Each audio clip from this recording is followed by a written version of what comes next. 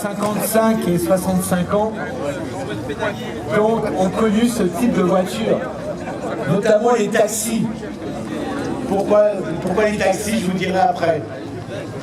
Mais la 404 est sortie en... 61 61 à 76. À 76. 76, je crois que c'est 75. 76. 75, je crois. Dernier modèle. Alors peut-être 75, modèle 76, à l'époque, c'était toujours en juillet, je crois, les années modèles. Donc c'était une voiture qui a eu une carrière assez longue, comme souvent chez Peugeot. Chez Peugeot, quand on sortait un modèle à l'époque, la voiture, elle était prête à rouler. Ils disent, bah oui, si sort un modèle normal, je veux dire par là que quand Peugeot à l'époque sortait un modèle, elle était fiable. Tout avait été pensé, mesuré avant. Voilà. Pas, alors je vais me faire des ennemis, pas comme certaines Citroën, et quand ils lancent un modèle, des fois, bon, les premiers clients essuyaient, on va dire, les plâtres. Bon. C'est Peugeot, c'était tout le contraire. Voiture plutôt classique, solide, mais fiable. L'opposé d'une Citroën de l'époque, attention. On parle bien de voitures qui sont complètement différentes, on l'oppose à sa grande concurrente, la DS, justement, on est d'accord. Elle a évolué énormément. On parle bien d'un micro. Ouais. Elle a évolué. Entre son année de sortie et 75, il y a eu beaucoup de choses de faites. Alors, elle succédait quelque part à la 403. Elle est passée en 1600 cm3 avec la 403, avec la 404. Oui. Et en 3 paliers, Les premiers. les deux premières années. Ensuite 4 paliers. Et au niveau de la cylindrée, ça n'a pas bougé jusqu'en 75. Mais par contre, la puissance a varié légèrement, c'est-à-dire que les premières faisaient 72 chevaux. Ensuite, elle est passée à 80 chevaux. Ouais. Et 90 avec l'injection. Ah voilà, on arrive à quelque chose d'important. C'est-à-dire que l'injection a été, pour cette voiture, une chose importante, parce qu'elle a permis d'avoir une puissance assez conséquente. Elle pouvait s'aligner avec la DS. Elle pouvait s'aligner avec la DS. Mais elle est passée à l'injection aussi, hein, d'ailleurs, la DS dans le DS60. Oui. Ce qu'il faut savoir, c'est que enfin, pour ceux qui voudraient s'intéresser à la 404, à partir de 68, elle a évolué énormément. Enfin, Parce qu'on avait les premières 404, je ne vais pas dire que ça se conduisait comme une 403, mais vous aviez l'arrière qui se endilait. D'accord. C'était des roues indépendantes déjà à l'arrière ou pas? Oui. Non, c'est pas des roues indépendants. C'était un pont. La 504, c'est un pont. Je confonds avec la 504. Toutes les 404 ont un pont rigide. Oui, voilà. Et la 404, après 68, vont stabiliser l'arrière. Avec des tirants. C'est beaucoup plus efficace. C'est vrai que quand on passe dans un trou, sur un dodage, l'arrière reste en ligne.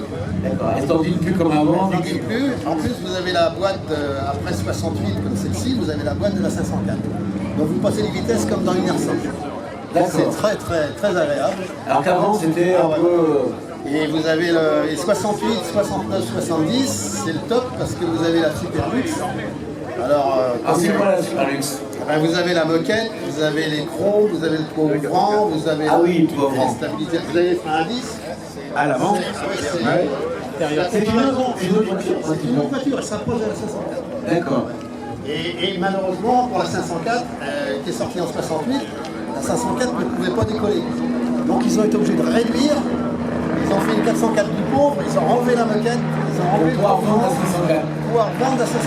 Qui avait un avantage, elle avait des roues indépendantes. Oui, la 504. 4 roues indépendantes. C'est l'avantage de la différence. Et le moteur de la 504 prend 200 cm3 de plus. Parce que la 404 restait en 1600. D'accord. Il y a eu des versions automatiques également. Oui, pas mal. Et assez fiable. D'accord. Après, il faut parler aussi de la version diesel, parce que les taxis parisiens, et pas que parisiens, ont utilisé beaucoup de moteurs diesel, qui n'étaient pas moteurs Peugeot d'ailleurs. Un énorme. Voilà, c'est une société qui faisait... et c'est vrai que les 404 diesel, il y en a eu énormément. Poussif un peu. Mais bon, les diesels de l'époque étaient un peu poussifs. Vraiment, par contre, vous avez, parce que j'ai eu une DS aussi, moi, donc j'ai pu faire la comparaison. Ouais. J'avais une DS spéciale de 75. Bah, vous roulez en toute sécurité avec une DS à 130 km/h. Vous pouvez même la pousser un peu plus. Une 404, vous la poussez au maximum à 150 km/h, une DS à 170. Et Et la 404 est très stable, entre 90 et 110, voire 120, elle est très très stable. Ah ouais. Pas de souci. Et au-delà, ouais. Et au-delà, bien, vous avez faut anticiper, vous avez le freinage qui existe quand même, mais c'est pas la même. C'est incomparable. Hein, on disait qu'il y avait 15 ans d'avance. Ouais, la suspension quand même, à l'opposé de la suspension classique. On va donc l'intérieur de cette voiture. Donc ça c'est une version Super luxe. super luxe. Injection, non? Non, c'est carburateur. carburateur. D'accord. Intérieur cuir, comme on peut le voir. Là, elle est strictement d'origine. Très bel intérieur cuir, des sièges très épais. Ça fait presque une banquette à l'avant, les sièges À l'intérieur, c'est 6 places. C'est 6 places. C'est-à-dire qu'on peut se enlever 3 à l'avant. Ouais, vous enlevez la. Alors montre-moi. On transforme la voiture en 6 places. Et on passe à 3 points. 3 à l'avant. Ah oui. Alors les pieds, on les mettait où à l'avant? Enfin, dans les gamins. On a connu ça dans les départs en vacances. Les gamins, allez, 8-10 ans, ils pouvaient se mettre au milieu, ils mettaient les pieds là, sur le pédale de transmission. Voilà, comme à la Sans gêner papa qui passait ses vitesses au volant. Très belle voiture, compteur rond. Contrairement aux premières, il y avait un compteur classique, le compteur très américain. Là, on revient en compteur rond, comme beaucoup de constructeurs, on revient en compteur rond. Vous allez mettre le pendule, le compteur. Ouais. Par contre, ce qui est appréciable, vous avez la température d'eau. La température d'eau, voilà. Ça, c'est indispensable. Le petit cerclo sur le volant, et le klaxon, je pense. Ouais, très difficile à trouver. Hein. Ça, Ah ouais, c'est une ouais. pièce rare aujourd'hui. Le cercle, ah ouais. Ouais. Il ne faut pas le perdre. Faut pas le perdre. Ok. Une vraie berline familiale. On va se ouvrir la porte arrière. Là, voilà. Et regardez la place qu'on a à l'arrière. Je peux ouvrir Oui, 3 derrière, ça tourne. 3 derrière, et même quand j'étais des enfants à l'époque, on en mettait 4. Hein. J'ai connu ça, moi. 4 à l'arrière avec des enfants. Et la luminosité qui est intéressante. Vous voyez dans une véranda. C'est vrai, on n'a pas parlé du style de la voiture. Alors, on va faire le tour. Regardez d'abord le pare-brise. Regardez, vous avez un pare-brise qu'on appelait panoramique. Pourquoi panoramique? Parce que vous avez un retour, regardez, du pare-brise sur le côté. C'est très américain. Même si les Américains, ils ont été plus loin, eux. Hein. Mais c'était très américain. Pare-brise encore assez vertical. Du bruit dans les scooters. Et cette ligne a été utilisée chez deux constructeurs. On rappelle que les Austin, donc les amis anglais, avaient le même style. Pourquoi? Parce que ça a été dessiné par qui cette voiture? Farina, qui a utilisé ce profil sur d'autres marques. On se rappelle aussi de certaines Lancia qui avaient ce profil assez carré. Et par contre, une 404, ça a un faciès. Qu'on reconnaît entre mille. C'est le canon. L'évolution de la 403 qui était une forme plutôt arrondie, on arrive dans les années 60 avec des formes assez acérées. Les ailerons à l'arrière, regardez. Les ailerons à l'arrière, pourquoi? Parce que la mode aux États-Unis à l'arrière, c'était les grands ailerons. En France, on a voulu faire la même chose, dans une moindre mesure. Donc ces ailerons sont là que juste pour un aspect esthétique, ça n'apporte rien de plus à la vitalité de la voiture. La trappe essence, on va demander aux gens, est-ce qu'on veut la trappe essence? Elle est là. Derrière la plaque. Derrière la trappe, pas bête. C'est bien ça. Ça, on pourrait faire ça parce que le réservoir était après dans un Maroc qui est derrière là-bas avec le système. Les Mercedes avaient le même système. Toutes les voitures à l'époque, les grosses berlines, on va dire, avaient ce type de remplissage de réservoir. Regardez les pare-chocs. Il y a un petit, regardez, il y a le pare-choc et regardez la lame de pare-choc. Souvent elle était peinte, là elle est en inox. C'est la super luxe, c'est ce qui fait C'est la la différence. super luxe. Voilà. Sur les autres modèles, c'était peint. Les lamelles peintes. Les petits. Alors, C'est le garage qui l'a vendu. alors c'est où ce garage? Monceau-les-Mines. C'est à se trouve où, Monceau-les-Mines, le public? Monceau-les-Mines, c'est pas en Bretagne. Hein? 71. C'est dans l'Est, je suis sûr. On ne va pas le citer exactement. Donc cette voiture vient de là-bas. C'est bien d'avoir regardé ce petit sticker. Les catadiopes, comme vous savez à l'époque, ces grands feux, regardez ces grands feux verticaux. Et les catadiopes, oui. Carré, Ouais. On a, regardez cette pub qui est un peu défraîchie. Regardez.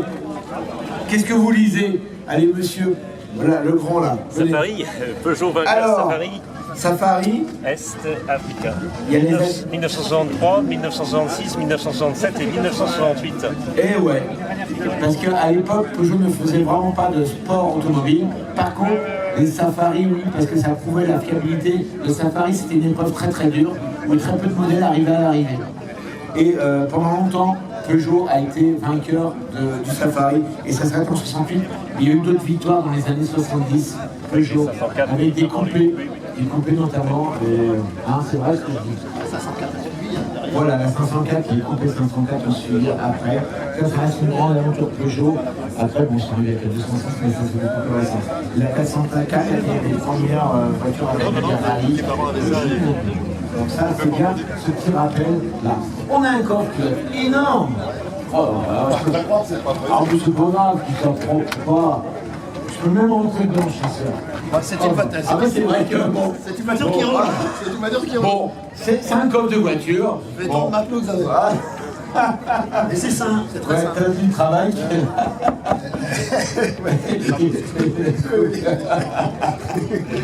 Alors la roue de secours, je la cherche, elle trouve Ah bah elle est pas. dessous là. Ah, elle est dessous. Ah, je pensais qu'elle était là. Oui, elle a été là. Ouais. À une époque, elle était là. Ouais. Et à une autre époque, elle était ici. Bon, petit joint pour aller changer, il commence à être. Ah, ça marche bien, quoi. C'est étanche, c'est étanche. Cette voiture-là, c'est un peu original, elle a été repeinte comme ça à l'époque. Bah, je l'ai acheté telle qu'elle. Elle est pas un peu là, en fait. Ça fait 5-6 ans. 5-6 ans. Ouais. Là, ça fait 6 ans. Je pense que je vais la garder. Par contre, j'ai eu la DS. Oui. S'il fallait choisir, je crois que je garderais la 404. Ah bon, c'est étonnant, parce que les DS, quand même. C'est super fantastique à On est conduire. au-dessus de la route, c'est génial. C'est un coussin d'air. Et moi qui ai une petite pointe de faiblesse pour les Italiens, l'italienne. Bon, le moteur, alors, il se trouve à l'avant, bien sûr. On parlait de fameux moteur 1800, je m'en rappelle, 500, 500. Ce sont des odeurs particulières. Les vieilles voitures comme ça, des odeurs particulières. Là, c'est du cuir en plus. Alors, le moteur, alors regardez, mesdames et messieurs, très accessible, il y a une particularité, on va laisser répondre le public. C'est quoi la particularité de ce moteur quand on le regarde de face? Il est incliné. Il est incliné. Pourquoi il est incliné? Pourquoi ils l'ont pas fait droit? Pourquoi ils l'ont pas mis droit? Pourquoi ils l'ont incliné? Pour Prendre moins de place en haut. Bah oui, on gagne de la place en hauteur. Et la hauteur, c'est de l'aérodynamisme. On peut baisser le capot. Ça permet d'avoir un profilage plus... un CX, vraiment plus profilé. Voilà. On a un simple carbu, je pense que c'est un double corps, un simple carbu. Voilà. Voilà, un filtre à air qui est énorme. Oh la vache, on ne peut pas le louper. La durée qui va avec, elle est énorme. La particularité des Peugeot, personne ne contredira là-dessus, c'est que les compartiments moteurs étaient rarement un couleur caisse, et souvent une couleur à part. On trouvait ça sur les 304 et 204 et 104. Voilà, je comprends pas. C'est une particularité. 504 aussi. Voilà, toutes les Peugeot de cette époque. Le radiateur, c'est marrant, il est décalé. Ouais. Là, il y a de la place. Alors peut-être sur le diesel, c'est important. Aussi. Mais il est vraiment décalé. Donc on peut cacher la moitié de la calandre, ça ne gênera pas. Un servo-frein déjà à l'époque. Alors c'est bien, le servo-frein, parce qu'il y a 3 systèmes. Oui. Ah oui, Le maître cylindre tout seul, alors il fallait appuyer plus fort. Oui. Ah ouais. Ensuite, ils ont eu le système hydrovac. Ah, le fameux hydrovac. Ça pile, mais très très fort. C'était pour concurrencer Citroën à l'époque. C'est très dangereux parce que vous appuyez à peine, la voiture se bloque. Il faut doser. Et par contre, c'est très très. Au niveau de la restauration de l'hydrovac, c'est très cher. Très dur à réparer. Entre 1000 et 1500 euros pour un hydrovac. Tandis que ça, c'est classique. C'est classique, c'est un vrai servo-frein. Voilà. Par contre, il y a simple circuit de freinage. Ah oui, il n'y a pas de croisée. S'il y a une fuite, c'est mort. Ah, merde. Tandis que sur les voitures, aujourd'hui, il y a double circuit, il y a double sortie. D'accord. Et alors que s'il y a une fuite en roue arrière, vous avez toujours les freins sur le Principe, bras. oui. Alors, il faut faire très attention avec ça. Embrayage, je vois. Ouais. Au fond là-bas. modèle avec la petite capsule. C'était bien encore, ça complique un peu, mais ça marche bien. Ouais. Et après, c'est un moteur sans problème. Vous prenez ces moteurs-là, vous faites des milliers de kilomètres, il n'y a pas de problème, il n'y a pas de souci. Si, le souci. Ah, c'est quoi le souci? Le souci, ça peut, au niveau du. Ça peut chauffer. D'accord. Si les gens ne prennent C'est pas des le variables, soin ce truc. de régler l'électron. Alors, ce ventilateur, Il est C'est des magnétique. variables. Là. il est auto-débrayable. Voilà, mais c'est un système magnétique, c'est-à-dire qu'il y a un entrefer à régler. magnétique, ouais. Si on règle l'entrefer régulièrement, ça se déclenche. Sinon, elle chauffe, terminé. Ça chauffe, bah, on prend 100 degrés et puis Ouais, ça ne se déclenche pas. Donc oui, c'est vrai que c'est une particularité de cette voiture. Je me rappelle, c'était l'hydrovac, il y avait un problème, et le ventilo auto-débrayable. Voilà.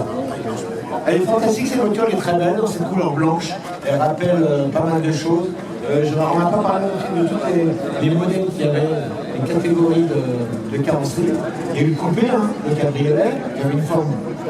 Il n'y a aucun élément de carrosserie qui est commun à la gagné. Et il y avait le fameux break qui était énorme, le break 404. Il y a plein d'actions qui utilisaient le break 404. Et il y avait le pick-up. Le pick-up qui a été construit en Afrique pendant des années. Hein. Mon patron en avait un comme ça quand j'étais apprenti carrossier. Mon patron avait un pick-up comme ça, avec une banquette. C'est une banquette allemande, il faisait 3 ou 4 allemands, et qui a coûté plus gros, un peu moins gros qu'aujourd'hui.